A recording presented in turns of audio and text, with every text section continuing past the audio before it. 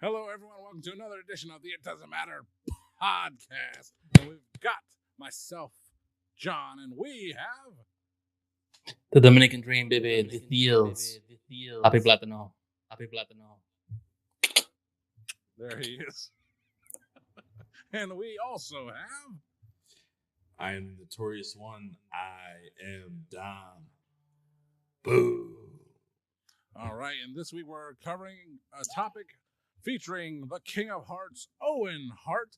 We will be discussing the tribute edition of Monday Night Raw, the night after he tragically passed away at the Over the Edge pay-per-view. So yeah, Dom, what do we have going on with the King of Hearts, Owen Hart? Guys, can you believe it's been 25 years since Owen Hart passed away? It's crazy. Time It really It's is been crazy. 25 years, and we still talk about this guy, still to this day. His influence is definitely heard and seen throughout wrestling right now. He'd probably be one of the guys coaching some of the guys in AEW, if anything. Where Some of them are very influenced to them. Yeah. I mean, I hate to be the devil's advocate, but we say that in every, just like in real life, every person or every thing you come across does have a hand in affecting you and how you turn out as a person, as a wrestler, in the world. So, to say that Owen Hart had an effect on pro wrestling today, yeah, absolutely he has. But can you really trace anyone right now directly to influence from Owen Hart? Like, without playing the 6 degrees of separation. Edge, Edge, Adam Copeland, Edge is still around. He was Christian, Yeah, Edge, Christian, Jericho. yeah. He's around then. Goldust, Dustin Rhodes, Yeah. the man of 1,000 names. But yeah. I mean, his legacy was like as a high flyer in an era where high flying wasn't the norm. So you can definitely say he was a pioneer in that aspect. But another pioneer in the same regard, Eddie Guerrero and Chris Benoit, Dean Malenko, those guys. Juventud, Rey Mysterio, they were all around the time Owen Hart was an active wrestler. So, yeah, I mean, you can't say he's influenced as a package, but individually, I'm not quite sure. But I don't know where we want to go with this, guys. So, it's a show about Owen Hart and his overall legacy in the pro wrestling industry. So, you have any follow-up notes to that, Tom, from Mr. Owen Well, Hart? let's get into it. So, one of my first questions is Owen, he was very underrated. And everybody know his big brother Bret, it was all about him at that time. Do you think that everything that he overcame, that he got out of Bret's shadow? If he got completely out of Bret's shadow? Yeah. No. Unfortunately, no. Could he have? No. So, it's not the answer we want to hear on an Owen Hart tribute show of sorts. But Bret Hart has such a large legacy in pro wrestling of its time. You can't speak of Bret Hart's legacy without mentioning Owen's, of course. Their careers did go separate paths. But what kind of legacy could Owen Hart have made in relation to Bret Hart's big legacy in wrestling? Yeah, I mean, who knows? I mean, at the time he was, he was teaming with Jeff Jarrett as part of the tag team, and they weren't the champions at the time, but they were in that scene. Owen Hart was seen as a bigger star, in my opinion, in the earlier years before Bret Hart left the WWF. Could he have come back? Well, any of them could have. I mean, would he have retired? They all say they're going to retire. Would Owen Hart have actually meant it? Who knows?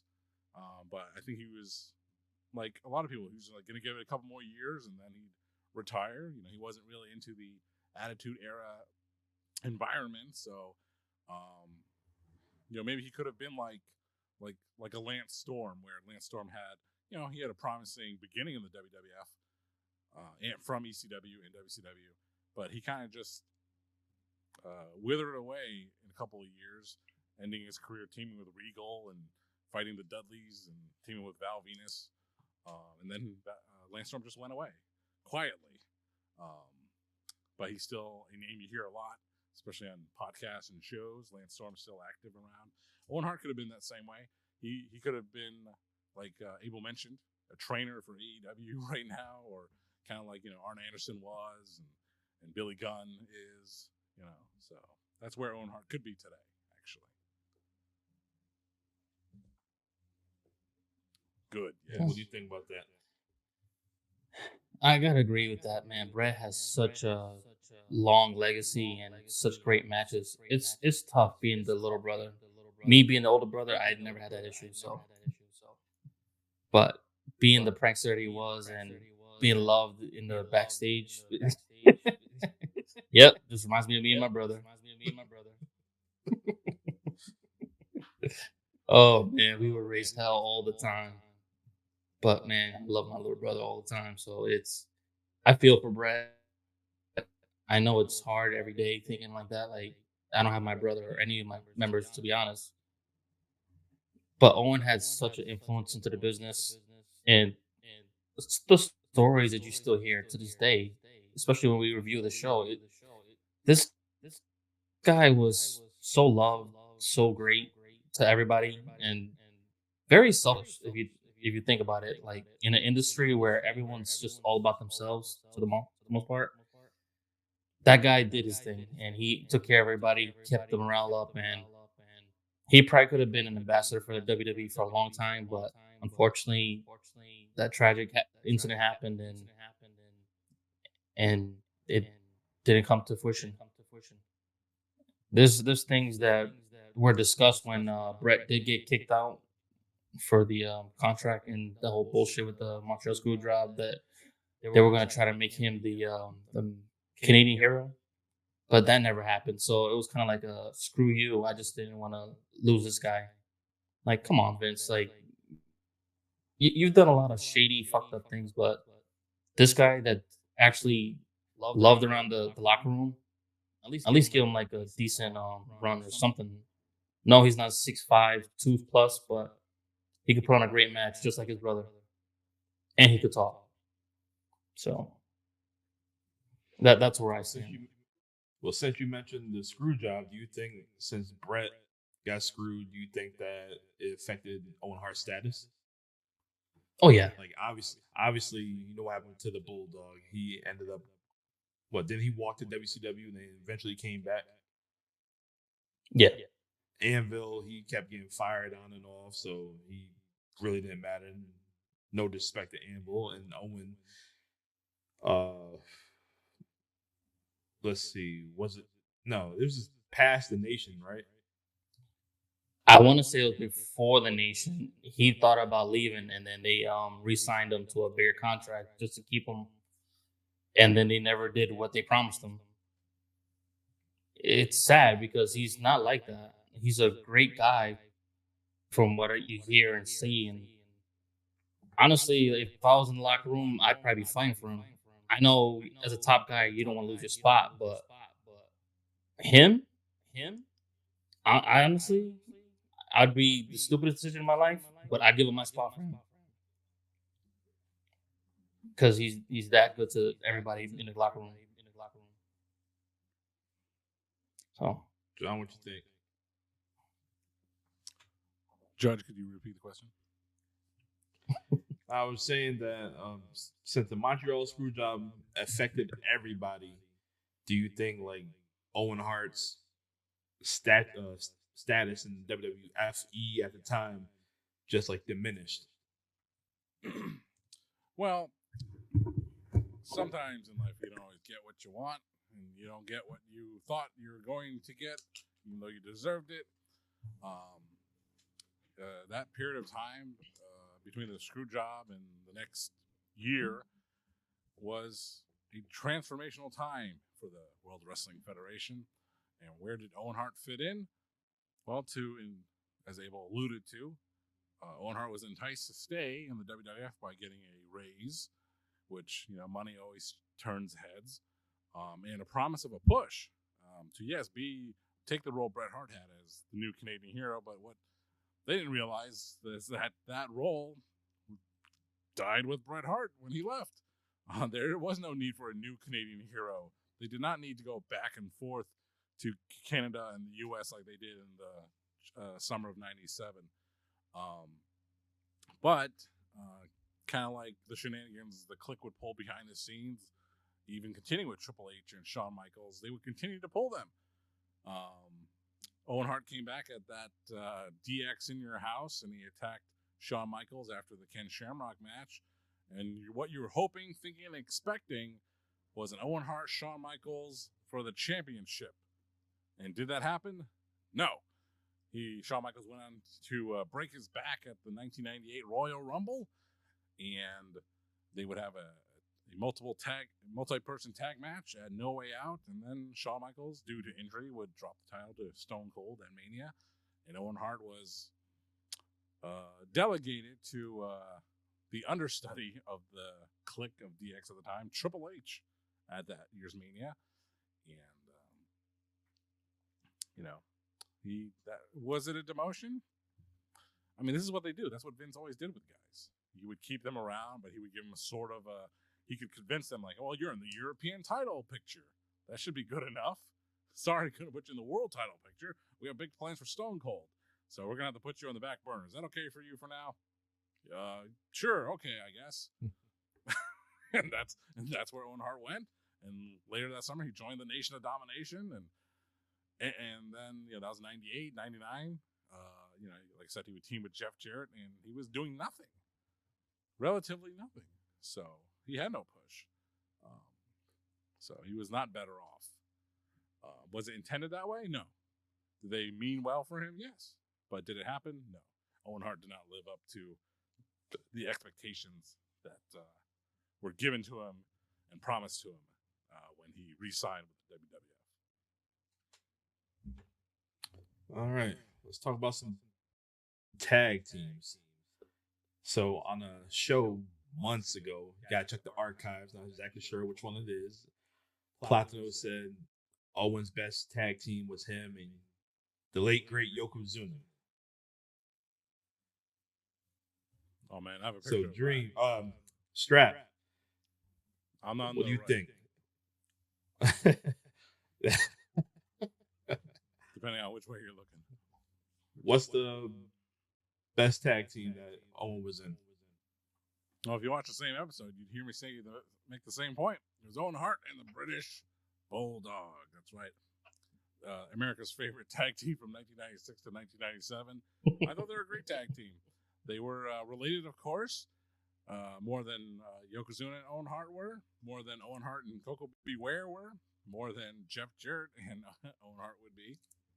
But yeah, that tag team was great. And, there's talk that, when you put two singles wrestlers into a tag team, you're kind of wasting the singles potential. Like, look at Yokozuna.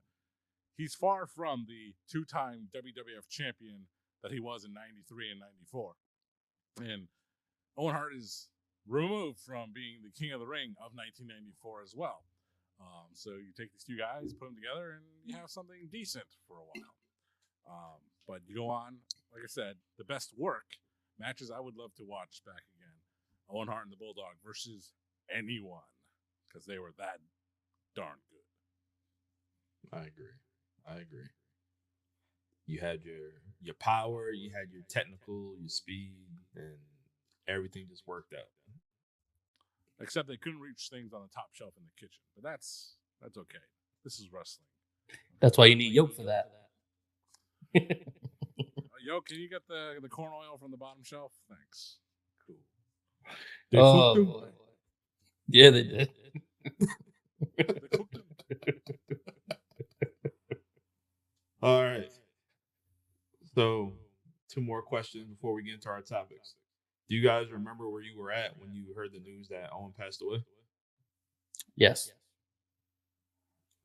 I believe I was living in Waterbury at the time. I was about let's see, so 99,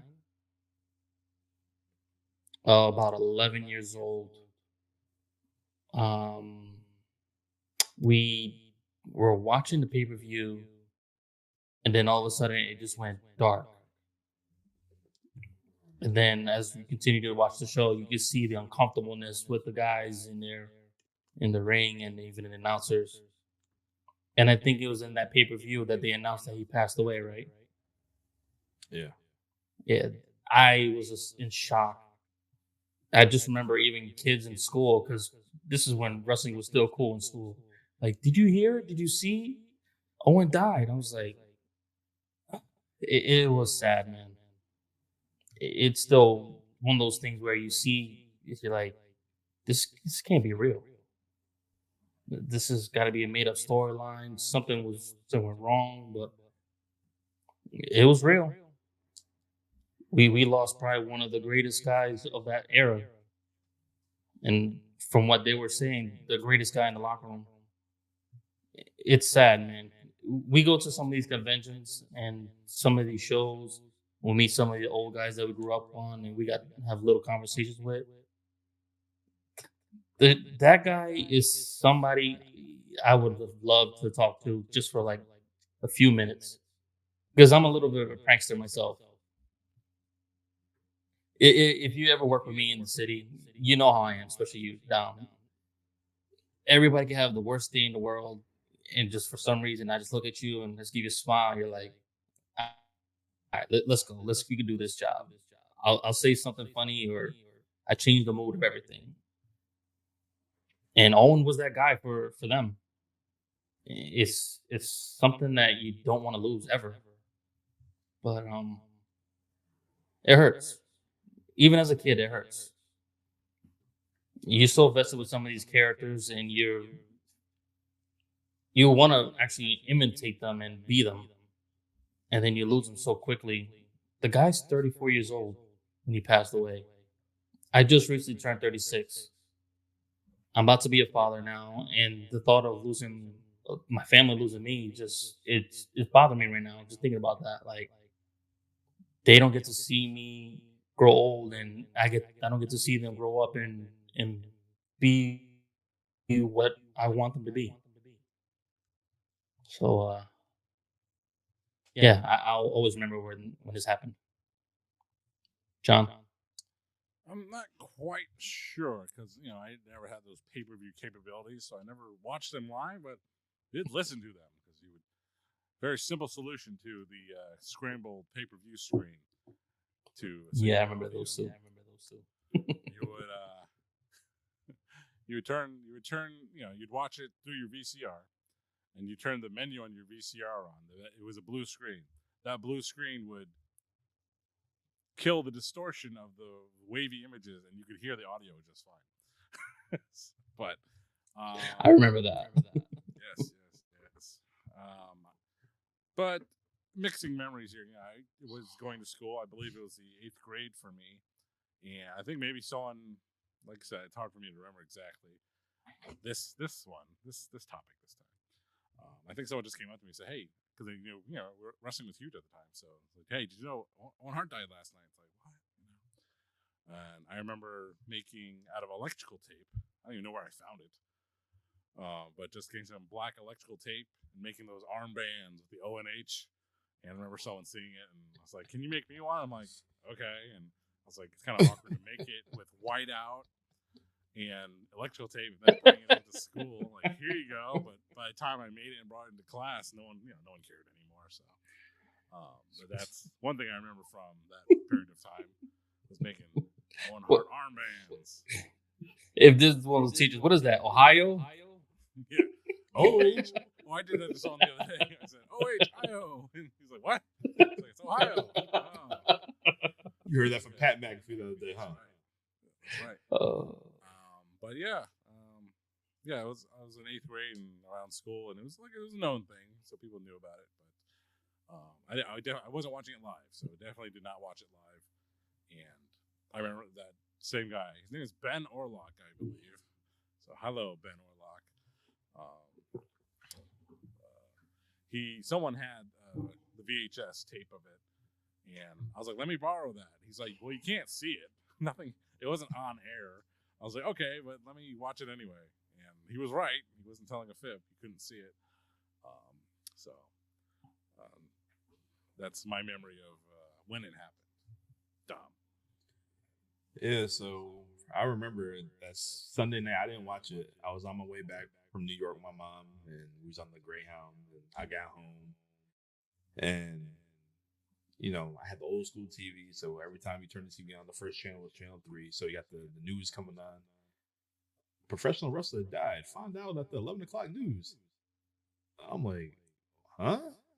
So I had to play like I'm asleep. But I had the TV on low. Next thing you know, I turned it on. It said Owen Hart. I was like, what the hell? And then literally, I'm on the school bus the next morning, and then some people that was fans of wrestling was like, "Oh, do you hear that Owen Hart passed away?" I'm like, that's crazy. It just hit me like, wow. He was a heel like his whole character, his whole run, whatnot, but you still feel for the man, And of course, I wanted to see the video. I couldn't find the video either, but we'll never see that video. Yeah. Well, you could click on the link now, and then it would just be Owen Hart. Just the video of Owen Hart passing. Here, you want to watch the live video of Steve Irwin getting shanked by an animal? Click on my instant messenger profile for more information. Oh man, it's just crazy how that just played out, and it's just a sad situation. Never thought something like that could happen because Vince tried all this stuff, but it's just shit happens, unfortunately. Yeah, but all right. Before we get into this show, my last question for you guys is a dream match. Who would you like to see Owen? If ever you had a chance to, who would you like to see Owen go against?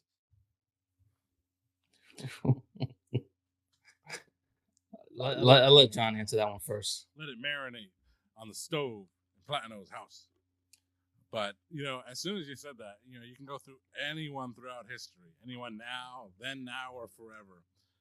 And, man, the first thought I had was that Owen Hart would probably love that shoot style. That kind of, it's a hybrid of styles nowadays. But that real strong style, that hard-hitting stuff. And I immediately thought, man, Owen Hart and Gunther would be one hell of a match. He would love that. He would eat that up. Sure. I was thinking that. That was one of them. Man. So who's the other guy you were thinking about, Abel? Two, actually. Two There's two. I was thinking of Daniel Bryan or Bryan Danielson because he is. I don't know if he's influenced by him, but there's some similarities with those guys. And of course, the fastest rising star right now, William Ospreay. Bro. That guy is putting on phenomenal matches.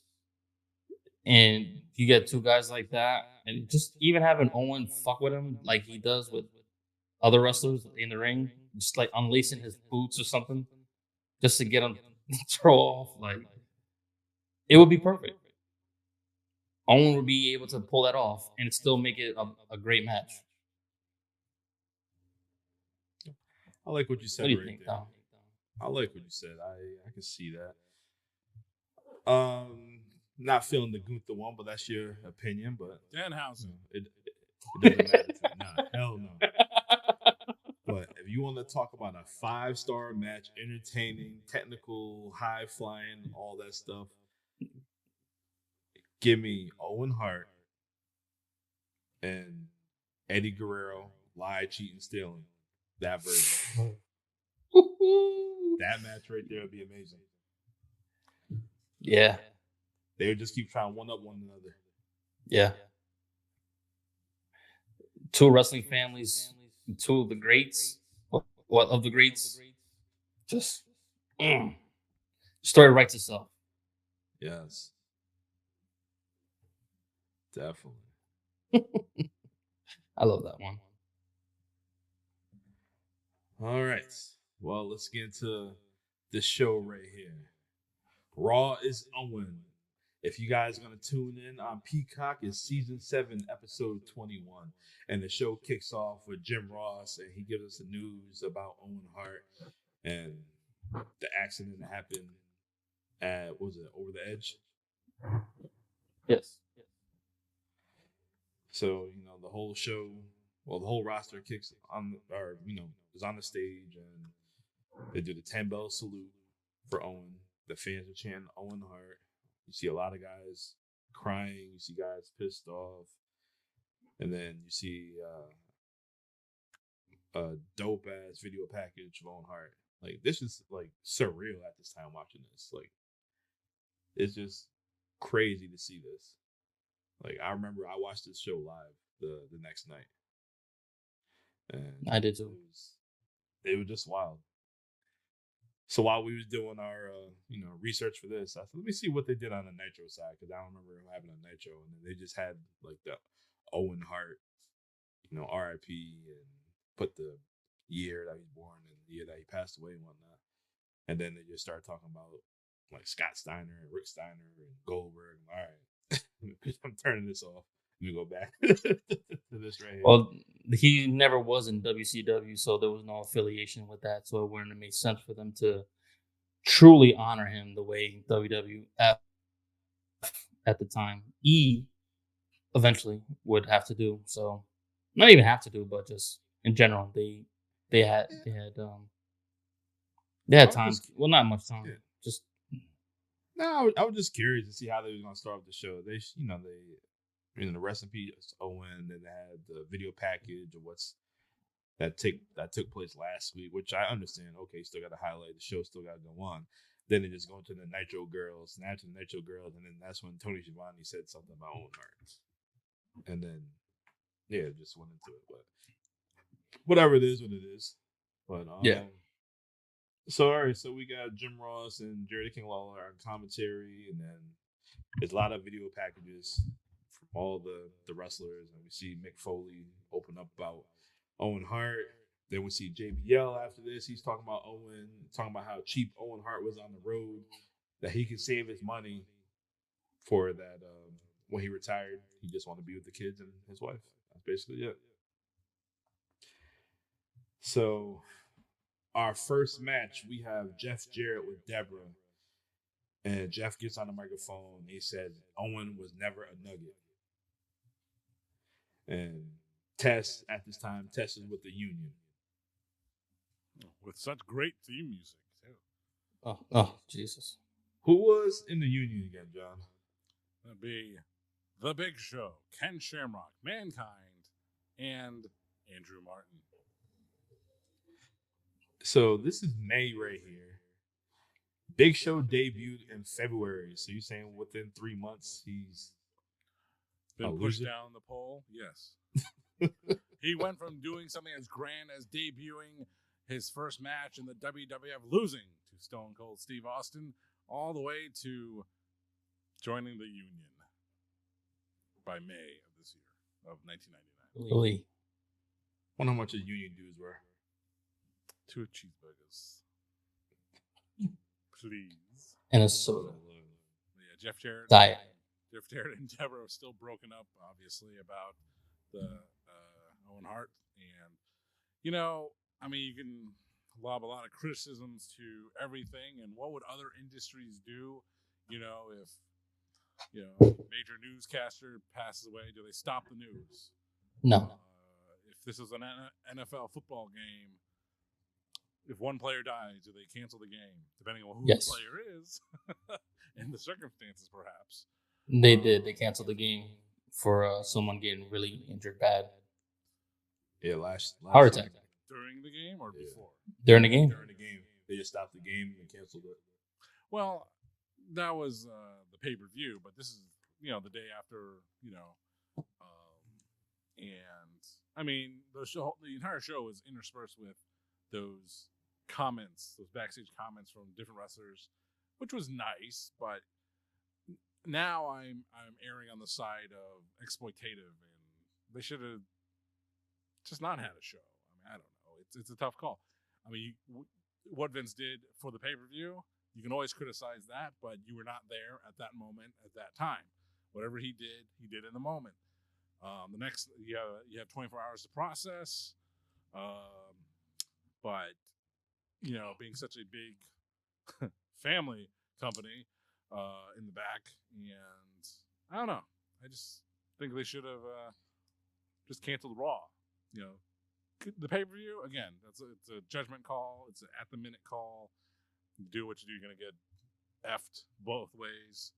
But Raw, I think they should have canceled that and just let everyone go home for at least a week. Because you're seeing their show. I know what happened. We're not, like I said, we're not going to talk about the pay-per-view from the night before. That happened. Yeah. But this Monday Night Raw has the opportunity of foresight. So, the fans just, Owen Hart, very popular, a well-known name. This is still the Monday Night Wars. That probably didn't help either. If they were unopposed, if both shows got canceled or did not have shows. But like I said, it's just a little uncomfortable watching it now, in my opinion. Watching the wrestlers come out, doing their stuff, watching the fans act like nothing happened. It's a little disappointing in modern eyes. But at the time, I was like, yeah, wow, who died? I want to watch my wrestling, So I was curious what the original plan was for the show, even before Owen passed away. Like, what was scheduled? Didn't I believe the Undertaker beat Stone Cold for the title, didn't he? Yeah. Like a screw job. Undertaker nowhere to be seen. Stone Cold nowhere to be seen. Oh, thinking back, like with the friends in school at the time, like, yeah, Undertaker wasn't on the show. Shouldn't he have come out and said, rest in peace, Owen? It's like he says that to the guys he hates. Yeah. Yeah, I guess so. Yeah, don't do that. But where the show would have gone, they probably would have. Here's a better thing. Watch the show next week. Because Owen wasn't in a main event storyline. What happened? Taking him out of, life, him not being there didn't affect the rest of the show creatively because he wasn't in a major storyline. The major storyline was Stone Cold and the corporate ministry. Actually, Blue Blazer was going for the Intercontinental title, wasn't he? He's going against the Godfather. He's supposed to. But the Intercontinental title wasn't a big deal at the time. What else was going on? The Rock and Triple H going at it, How did the Blue Blazer even come back? It was a rib. It was a rib on Owen because he probably made a remark about, the smut of the WWF became in 1998. Choppy, Sable, So let's take it back to a good time when things were great. The good old days of the good guy in 1980. So they're like, oh, let's have the Blue Blazer come out. He's pure and American and drinks milk. Let's have him come out if you want to be so goody two shoes. And Vince trying to say that doesn't play well in the 90s anymore. We're all about attitude. So it was a sport. Gotta have attitude. So that's right. Ripped and glasses. That's why they brought the Blue Blazer back in black, blue. All right, let's get back to this match. So the finish of the match, we see Deborah standing on a ring apron, getting ready to show her puppies to Tess. And then for some reason, Tess going to lick his fingers and start squeezing his nipples. Then he slaps her ass. And then she slaps him. Stacy Keibler 4 years later. She slaps him. Jeff Jarrett hits him with the stroke. Put him in a sharpshooter for the win. That's a good way to tribute. Yeah, Tess tapping out to the shooter. Yeah. Totally agree. So after this, we see Mark Henry. He's reading a poem for Owen. He's crying. When the tears is out, Mark Henry, he's hurt. Then after this, we see Darren Drozdoff give his thoughts on Owen. Ouch. So, you know, anybody during the show who wanted to be on the show, they could have just been on. That's whoever wanted to wrestle had a chance to wrestle, and whoever wanted to speak had the opportunity to speak. So I think they were giving people the night off, if anything. Okay. So our next match is for the tag titles. We have X-Pac and Kane going against the Brood of Gangrel and Edge with John's boy Christian on the outside. Platinum, what do you think about this match? It was actually a pretty decent match. Better than I thought it was going to be. Granted, they still dealing with the whole Owen Hart thing. And I was kind of wondering why is Edge, Christian, and Gangrel out, but you later found out that they had a little relationship with Owen backstage where they were buddies, and Owen actually had like them called Canadian Mafia. It was him, Christian, Edge, a couple of Canadian guys, just stuck together, just to you know, dealing with the road, and it's especially those guys. They were young. I think they said that X-Pac at that time was 26 years old, and Edge and Christian were a lot younger than that too. That's a young crowd, grew actually, especially being stars down the road. It foreshadowed, but when it comes to this match, it was good, not great. Edge and Gangrel had the better hand of most of the match. They had X-Pac in, but once King got in, it was game over. The monster was getting loose, and he was gonna finish this match for them. So, with that being said, Kane and X-Pac won the match. And John, how do you feel about that match? Remarking about Edge, you know, his interview segment talking about Owen Hart memories came later, and all I could remark was I think he got his teeth knocked out and rearranged because he had like overbite. Yeah, he had like a overbite. But this is Edge before he was anything, you know, and that's why some of these shows, it's remarkable to see where these guys were at a certain time, you know. He was just an earnest, young boy at the time. But the Brood came out. They had still a really cool entrance. It's a shame what happened to Gangrel anyway. But they had a cool entrance. X-Pac. Anytime I see X-Pac in the classic days and he's over, it's like he would be so not over just 2 years later. Kane, he was still striking fear in the hearts and souls and lives of men and women everywhere. Yep. And you know, when the Brood came out, they weren't sure who was going to wrestle, but I guess Christian decided he was going to take a day off, as any good father would.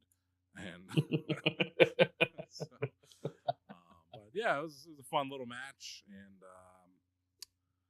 yeah, it was just like I said, just thinking about the future careers of everyone involved in the match. So yeah. it was fun.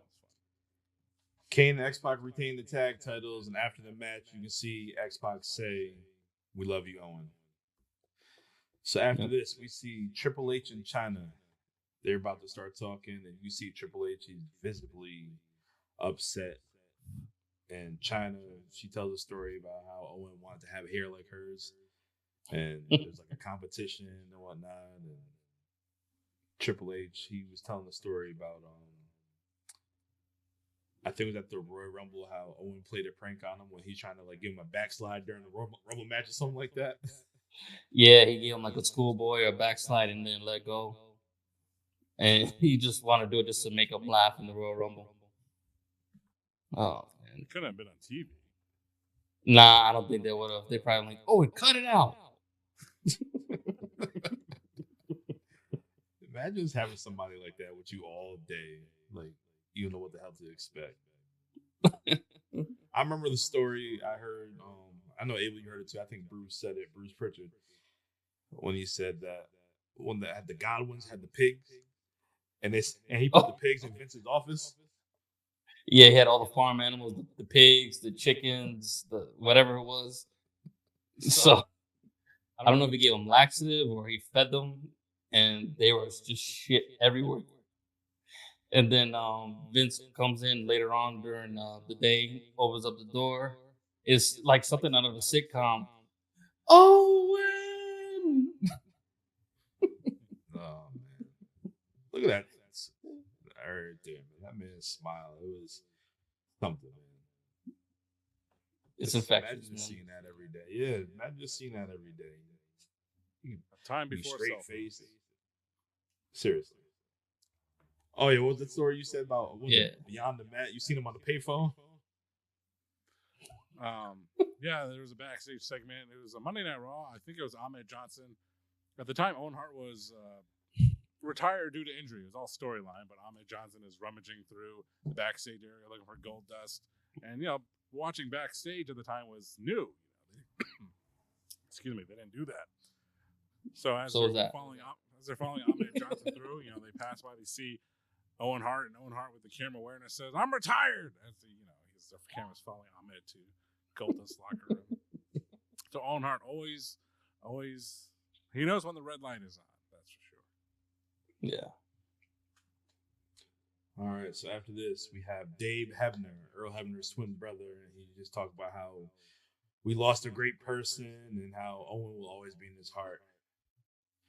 So our next match of the night, we have the Hardy Boys with Michael Hayes going against Taka Michinoku and Sho Funaki. I remember Michael Hayes as the Hardy Boys manager. This is just funny. What the fuck? Yeah. That was hilarious. He wearing the Hardy Boy gimmicks. This is with the cane. Classic and the music example. was trash. They would change their music a few times because they had one memorable music, and I was like, oh, that's a cool theme, but it wasn't this one. No. It wasn't much better in retrospect. The classic Hardy's theme is the best one, of course. But Michael P.S. Hayes coming out here grooming the Hardy Boys, because that's all I could think of when he's coming out dressed like him. I was like, what the fuck is he doing? This just looks so wrong. Yeah. Crazy thing is, though, Michael Hayes at that time was like only 40 years old. Yeah. 40. Oh, my goodness. AJ, Priest, a bunch of these guys are over 40. And this is back then, this was considered old. That's right. Looking like that. Hell yeah. Jeez. But the match was nothing special. It was expected that the Hardys were going to get the win, but I did enjoy how Michael Hayes threw, who was it?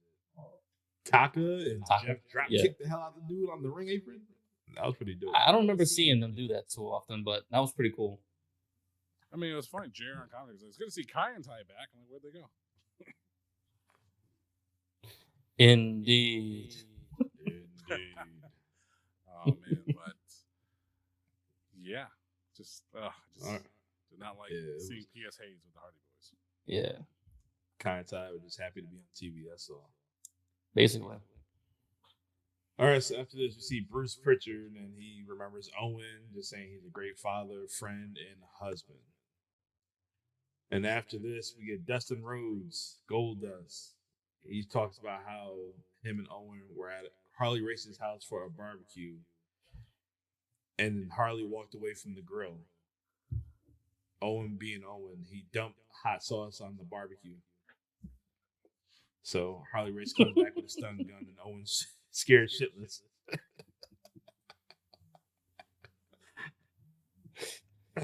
Oh, man. You can't make Barbecue this up. sauce made everyone huggy buggy.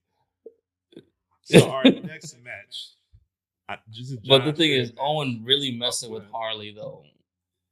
Harley was always known to not take shit from anybody. And if you did, you was about to get knocked the fuck out. Owen, man, for that, you gotta love him, man. He didn't care. I know he knew what was coming, but he did it at his own expense. Yep. Just to get a rise for everybody. Continue, Dom. I'm sorry about that. No, all good, all good. All about Owen. But our next match is John's favorite match of the night. Hardcore Holly versus Ken Shamrock. So, Like a book. look at John enjoyed this match. Look at this graphic right here. Hey, you can't do that. This is on John's Instagram right now. That's what he thought about the match. Oh! Hardcore Holly comes out, and he's like Big Sid or Big Dummy, yeah. We always enjoy Hardcore Holly. He's coming out. It's like, okay, cool. And then the next thing you hear, I was like, oh, Ken Shamrock is coming out. And it's like, man, what a match. Jeez. The match sucked, but the idea that these two would fight each other was great. So, Ken Shamrock, as soon as you see him, you just think to yourself, man, heartbreaking disappointment. It's like he just wasn't used right. Big time. Is that his fault? Is that Vince's fault? Yes, of course. Blame the booker. Don't blame the superstar.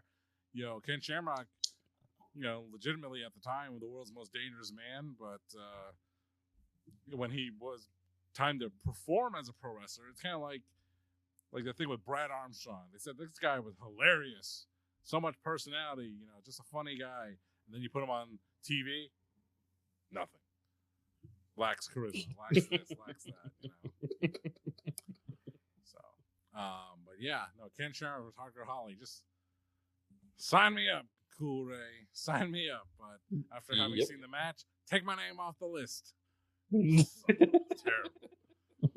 But ankle lock submission. I don't want VIP no more. That's the thing with Hardcore Holly, okay? He's so good at putting people over. That's all he ends up doing is putting people over. Yeah. He did a great job putting Ken Shamrock over and making him look like a badass. But he's so good at it. Why don't you try that with Matt Morgan, too? Tell him how you feel, John. Tell him how you feel. I did. Damn it. All right. So after this, we get my man Ron Simmons backstage.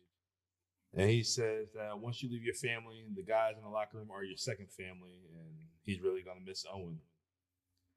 And then we get Test, and then Test talk about all the pranks Owen pulled on him, and that he'll miss Owen, and thank you for the memories. So our next match. Yeah, I guess Test was saying that he pulled a prank on him a couple of months ago, too. Yeah. He just found out, that day. Yeah, something about he had to sign for something, say it's Tess's signature or some shit. I don't know, something like that. But it was sad. No, I guess the show was getting canceled because of a snowstorm or whatever with the weather. They were supposed to do a double shot. The first show got canceled, and they were supposed to do a second one, and then Owen, being the prankster he is, calls him. Say, hey, they told me to call you to confirm if we're going to still have a show tonight. And of course, he's saying, no, I'm not the guy to talk to. You sure? Because everyone else is canceled on me. And they all say, I got to go to you. Typical Owen. Yeah, that's Owen Hart for you. All right, so after this, we see Mr. Ass, Daddy Ass, Billy Gunn.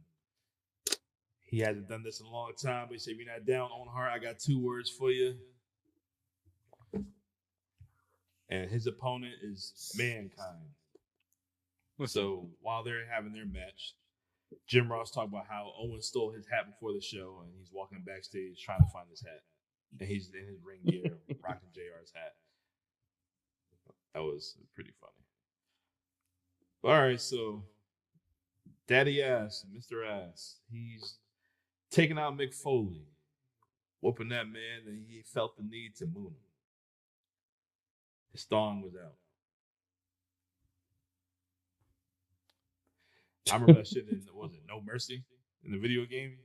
Hit that right analog stick, he pulled his trunks down. He did that too. I remember that. But they blur it out.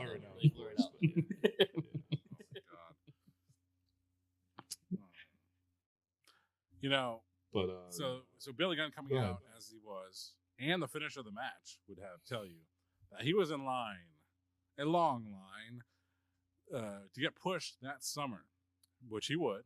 Billy Gunn would go on to win King of the Ring, and then they're supposed to bring him to the next level. I mean, he had new theme music after all. The debut of not the debut, but he was using the new I'm an Ass Man song, which I did not like because it sounded old. Like the Big Show's theme at the time sounded old, even though it just came out. Billy Gunn's theme also sounded old. Whoever it was like the Def Rebel of its day. Just terrible. Ooh. Awful. No good. What was it? Jim Johnston? You talking about Jim Yeah. Johnston? Jim Johnston responsible for the Big Show theme and the Mr. Ass theme. Then yeah, I think it was Michael Hayes though, because he sung the Big Show's theme. That's true. Who knows who sung Mr. Ass's theme? Well, you can't have all hits. They can't all be winners. But yeah, Billy Gunn was in line for a push, but judging by that pre-match promo, just even his delivery, sounds like his voice was shaking in his boots. If you're not down with that, I've got 2 words for you. You know, and then jump to the finish here. You know, Mr. Sacco came. Billy Gunn went to go grab a chair. Mick Foley grabs Mr. Sacco out, and he's hiding it. It's pretty funny. He's hiding it, like, and then he gives Sacco to Billy Gunn, and Billy Gunn. I don't know. The referee just throws the match out. He did not tap. He counted out. Yeah. Count out. It wasn't even a count out. They just stopped the match.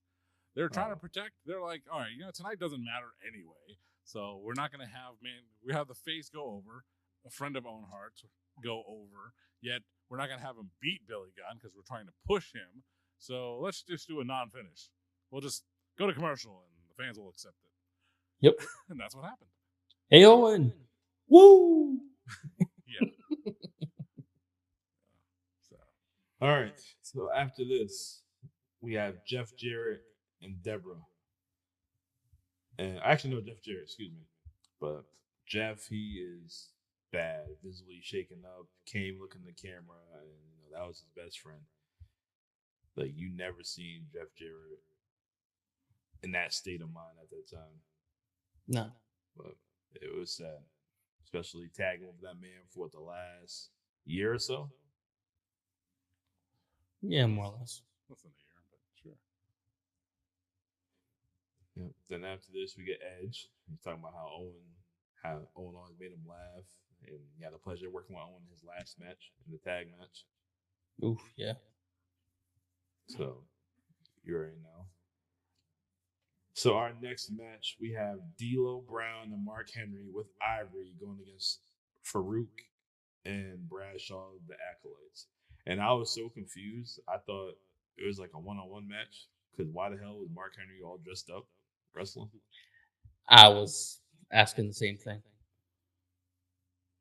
Maybe someone stole his gear. I'm not really sure why he was dressed that way. Owen. Owen's last prank was hiding Mark Henry's luggage. Mark He would be the one. Mark Henry's Owen armband would keep falling off during the match, but he didn't want to just throw it away. He tried to hold on to it.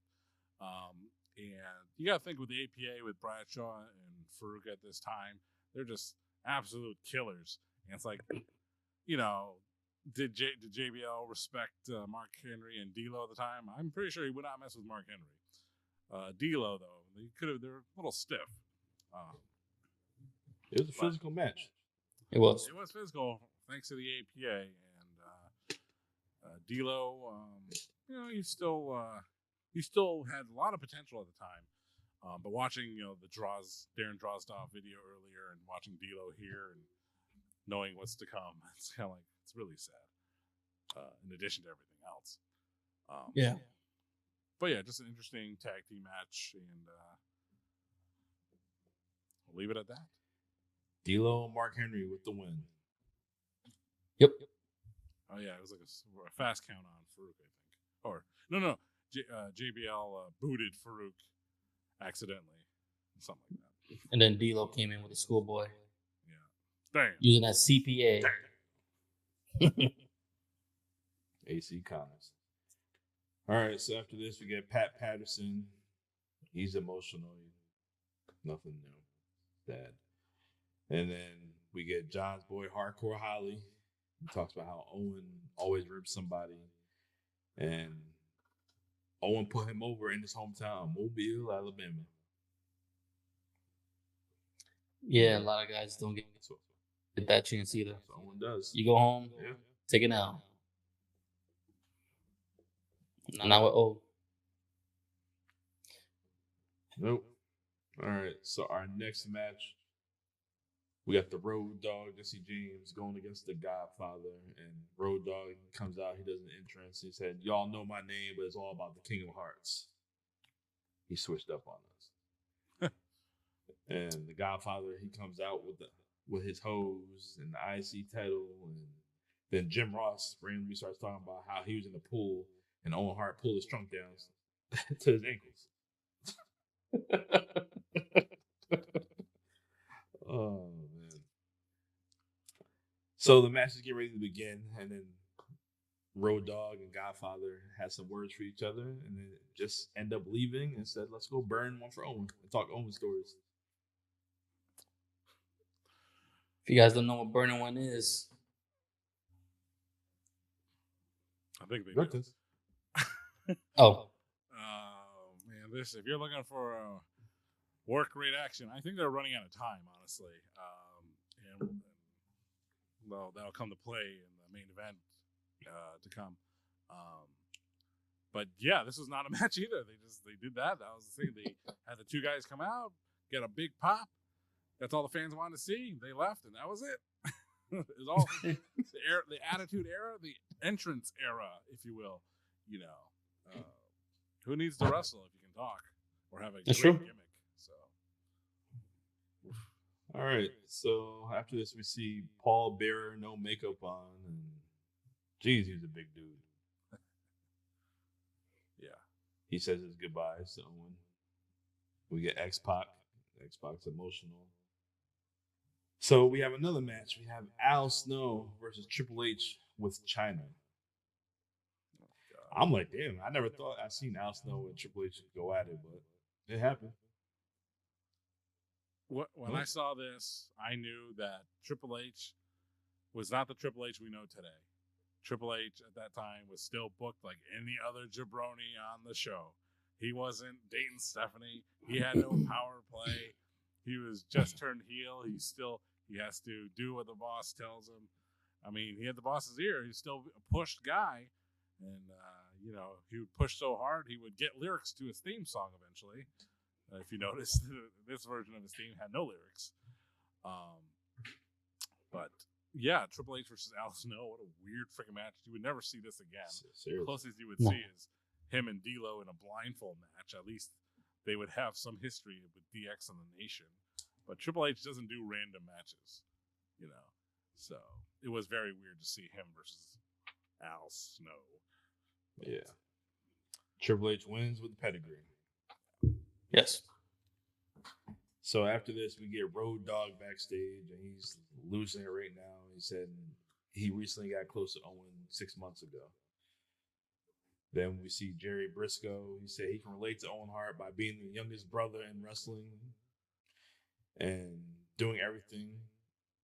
He never cut a corner, and he shared a lot of laughs with Owen.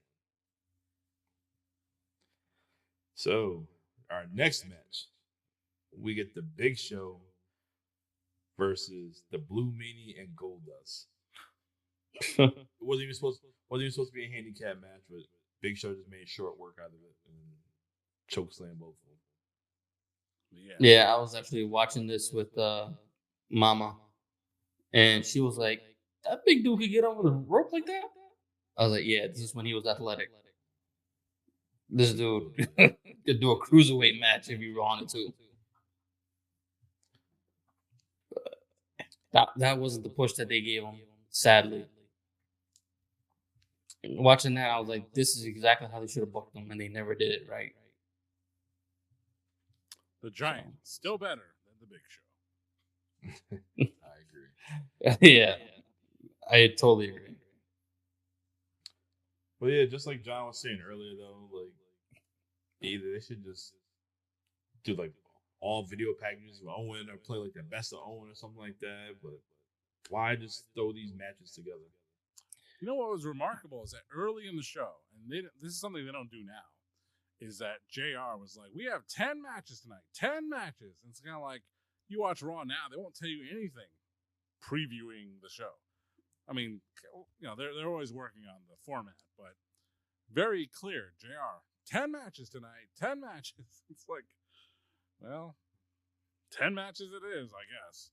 But they were, pressed for time, and if they had to cut short a lot of these things didn't deserve time. But hey, no one's on their A game in moments like these. And who really wanted to see Big Show and Goldust do any more than they did. Another short match, short segment to move on to the next thing. So good for us. We got Deborah. She's emotional. Being in Owen's corner for the longest time. She lost a friend. After this, we got Shane McMahon. He's emotional. Yeah. So we have another match. We have Val Venus. The place went nuts for Val Venus. And then he went against the most electrifying man in sports entertainments, The Rock. The Rock cuts a great promo, and he's dedicating the match to Owen. Said he was going to hit the people's elbow, and he did it. That was for Owen. So, the finish of the show, we have Stone Cold Steve Austin comes out. Look at that Titantron. See the Owen Hart picture with the ear up there. He cracks the cans open. Owen, this one's for you. He toasts Owen, and that's how you close your show.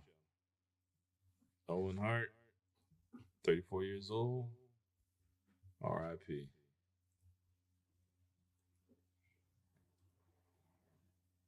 What do you guys think about the show, the tribute? I mean, I would like to talk more about this main event match between Val Venus and The Rock.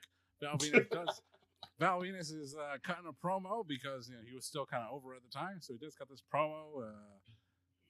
Go cut a promo, but don't say nothing. And that's exactly what Val Venus did, but he delivered it with classic Val Venus form and function. And The Rock comes out, does his thing, and here we go, off to the races. Two of these chiseled men out of stone going at it. And Val Venus being the aggressor, really being the aggressor here. And The Rock just, out of nowhere, rock bottom, hits the elbow. Man, you want to send someone home happy? You fucking did it again, man. Yep. And then, of course, the commercial breaks. Here comes Stone Cold. Stone Cold coming out next. You don't know what he's going to do. You don't know what he's going to say. And that's what he did, and that's what he said. Nothing and nothing. He toasted Owen Hart. He said he mumbled a couple of words to himself because he was drunk already. And off the show went. What a Monday Night Raw. Why can't they all be like that? Why can't Cody Rhodes just come out, drink 2 cans of milk, put him down, and salute somebody? Never going to happen. But, yeah, I mean, Stone Cold, what can you say about Owen Hart? He's one of the reasons why he got de-pushed. Stone Cold, a big name backstage, of course, and one of the biggest superstars of all time. But he wasn't a fan of Owen Hart. And he said that. He admitted that. He's like, wasn't a big fan of him after that. Who would be? Yeah. But Owen never apologized. That's why. I mean, does that guy that broke his back off a Vader powerbomb in WCW hold a grudge? I'm sure he did, with good reason. But on the main event scene at the time, we talked about it earlier, Shawn Michaels in the main event scene, Stone Cold in the main event scene. They were not going to push Owen up to the higher card after a certain point. But I'm pretty sure Stone Cold is man enough and aware enough to say that he was a decent guy and he didn't deserve to go the way he went. And he offered his salute. And that's the best Stone Cold could do, is just offer him a toast and send him off in a way only Stone Cold can do it. Yep. Yes. Well, that's it for Owen Hart. Sad episode, but he had a lot of good moments. And, if you ever want to check him out on YouTube, Peacock. He's up there. And we're actually going to check him out next week.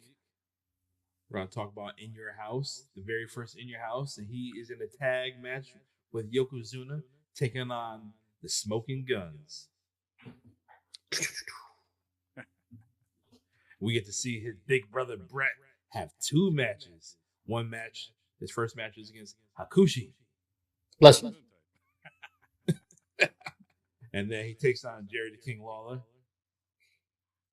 And in your main events, we have Abel's boy Diesel taking on another boy, Psycho Sid.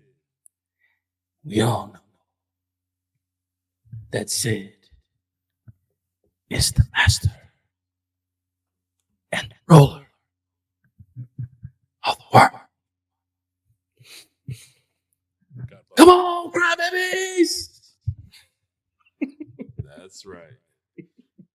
we just kicking off May. We got a lot of good shows. We have another live show coming May 21st, back at Horsepower Cigar and Lounge with a special guest. He might be good. He might be great. But when he's in the ring, he's just incredible. That's who we got. I don't think that's how it went. It's how I Not did just the coolest, not just the best. Just incredible. But I'm just saying, that's my promo, damn it. I'm not stealing. Yeah. One thief, one copycat. Meow. But yes, we'll be at Horsepower, and Just Incredible will be with us. Hope to see you down there. Have a cigar with your boys. And get yourselves in there early so you can get your autographs, pictures, and whatever you can with Just Incredible. With us. And with us, too. And then, if you have any money left over for our special guest, Just Incredible. Stop it. Don't be running up to me at Stop and Shop asking for autographs. The strap ain't going to give you one. The strap ain't gonna give you one. You let the strap order his lobster in peace. You let the strap pick up his stuffed scallops in peace. Don't be harassing me at Stop and Shop. All I gotta say is Platinum say, no Spanish. You know, talk to me. You speak English only? No, you. Yeah. Tell him, Dom. What do you say, Dom? If you're not notorious, He's yeah, not. Just come on my way. I'll talk to y'all. Dom will talk to you. I'll Yeah. talk to you. Face. he's the tell you what face to that tell runs the them. place. You be like, you subscribe? An average guy. I know. You subscribe, try to get to 100. We getting there. Yeah, We getting there. yeah, we're doing great, guys. Everybody like, share, comment, subscribe, follow. It doesn't matter. Podcast. Follow, like, Send us share. pics. We can enhance our internet connection. Yes, we need it. I need the Netgear Blackhawk 5. Yeah, and don't order from Tinmu. Cool, Ray. Sounds like a metal cow. Tinmu. Yeah. All Oh, right. wrong country. Until then, I'm the Notorious One. I am Dom. I'm here with Poppy Platino. I'm Yo. also here with Strap Facts. Don't harass him at Stop and Shop. You might get the claw. We'll see you next week. And I am not a nugget.